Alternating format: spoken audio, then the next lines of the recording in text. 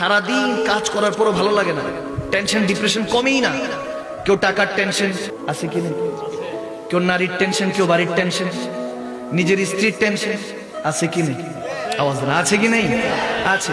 Tension আর tension, পড়াশোনার tension, বিদেশে গিয়ে বেকার পড়ে আছে টেনশন, ব্যবসা কিভাবে উন্নতি করবে টেনশন, মাঠে ময়দানে নিজের ফসলগুলি পড়ে আছে এগুলোকে কিভাবে ঘরে তুলবে বিক্রি করবে ওই টেনশন, যে চাকরি করছে স্যালারি কিভাবে বাড়ানো যায় সেই টেনশন। টেনশনের অভাব নেই, আওয়াজ দেয় আমার বাবা, আওয়াজ বুঝতে পারছে, কারণ টেনশন এই বয়সে এসে তো টেনশনের শেষ নেই। 60-70 বছর হয়ে যায় তারপরও টেনশন, 70-80 বছর বয়সে গিয়ে আবার টেনশন যে সন্তান তো এখন ঠিক মতো খবরও নেয় না, যাদের জন্য সারা জীবন করলাম, বউ পেয়ে তো ভুল হয়ে গিয়েছে, এর টেনশন। তখন টেনশন মৃত্যু কখন আসবে। বান্দা অতীত ভুলে যাবে না। লাস্ট মেসেজ, একটু গভীর খেয়াল, লাস্ট মেসেজ।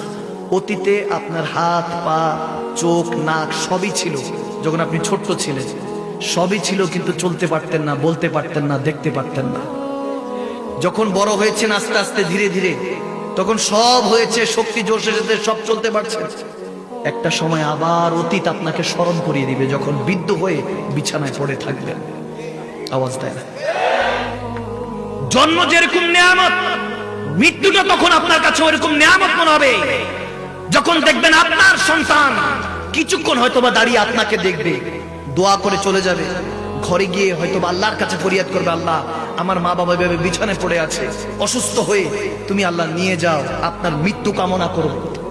আপনি যখন আপনার সন্তানের সাথে আপনি কথা বলতে পারছেন না, বিছানায় পড়ে থাকবেন, ওই সময় বেশি দিন নয়, আপনার আসতে হবে জীবনে, যদি বেঁচে থাকেন ওই সময় আপনাকে দেখতে হবে ওই লামহা, ওই মুহূর্তে বিছানায় পড়ে যখন কাতরাচ্ছেন অসুস্থ অবস্থায়, ওই মুহূর্তে যদি আল্লাহ রাব্বুল আলামিন আপনাকে মৃত্যুটাও না দেয়, তখন আপনার কাছে জীবনটা গজব মনে হবে। আওয়াজ দেয়, জীবনটা লানত মনে হবে, গজব মনে হবে। ওই মুহূর্তে আপনিও বলবেন আল্লাহ আমাকে নিয়ে যাও তোমার কাছে, ঠিক না? ওই পজিশন আসার আগে হাসিবা কাবলাল হিসাব মৌতি কাবলাল মৌত, মৃত্যুর আগে মরে যান, মৃত্যুর আগে মরে যান। আল্লাহ তাবারক ওয়া তাআলা হাসরের ময়দানে হিসাব নেওয়ার আগে দুনিয়াতে নিজের একটা হিসাব নেন, কি করেন, কি করছেন। প্রতিদিন বিছানায় ঘুমাবার আগে আমি টেনশন করি, আজকের এমন কোনো কি কথা বলেছি যে কথার কারণে দু একটা মানুষ হেদায়েত হয়েছে, দু একটা মানুষ, দু একটা যুবক বলেছে আজকে থেকে ইনশাআল্লাহ মৃত্যু চলে আসবে কিন্তু 5 ওয়াক্ত নামাজ কাজা হবে না। আওয়াজ দেন,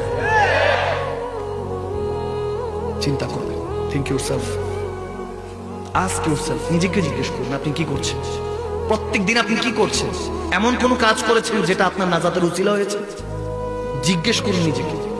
নিজের সাথে নিজে তো আর মিথ্যা বলতে পারে না কেউ, অন্যের সাথে মিথ্যা বলতে পারবে, হ্যাঁ নামাজ পড়ে আসছি, কিন্তু নিজের সাথে নিজে জিজ্ঞেস করুন একবার। টাইমস আপ, সময় শেষ, সময় শেষ হওয়ার আগে কিছু পরিবর্তন হওয়ার চেষ্টা করুন। এই মেহফিলগুলিও আর বেশি দিন হবে না, এটাকে আমরা এন্টারটেনমেন্টের জায়গা বানিয়ে ফেলেছি, বিনোদন হয়ে গেছি। মসনদগুলিতে বয়োজ্যেষ্ঠ ওলামায়ে কেরাম শূন্য, ইয়ংস্টাররা খেতাবাত করে বক্তব্য দেয়, ইয়ংস্টাররাই শুনে। আমাদের ভুলে ভরা জিন্দেগি আরেকজনকে কি শিখাবো, বোঝার চেষ্টা করুন। লাইফটা যত সহজ মনে করছেন ততটা সহজ নয়। একমাত্র মদিনাওয়ালার রাস্তাই আল্লাহ তাবারক ওয়া তাআলার বান্দা থেকে বন্ধু বানাতে পারে, ঠিক না?